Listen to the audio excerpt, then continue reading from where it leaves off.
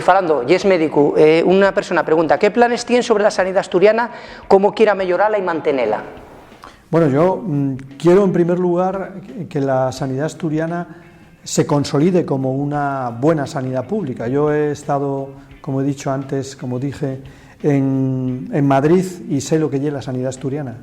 Y aunque a alguno le parezca una exageración, es mejor que la sanidad madrileña.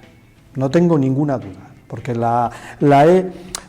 me he beneficiado y en el caso de Madrid la he sufrido, ¿no?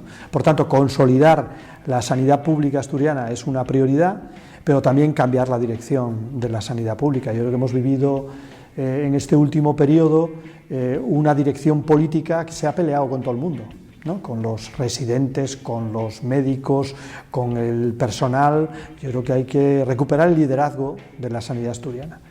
Y en tercer lugar, yo creo que decía cambiar la dirección en el sentido de hacer una sanidad más preventiva, más de la atención primaria, más una sanidad de salud pública que una sanidad únicamente reparadora, ¿no? Cuando ya está todo estropeado, pues entonces ya vas a intentar reparar, ¿no? No somos coches, no somos automóviles, y yo creo que en ese sentido creo que merece la sanidad no solamente consolidar la buena sanidad pública, sino también una vuelta hacia una sanidad menos medicamentalizada, hacia una sanidad más preventiva.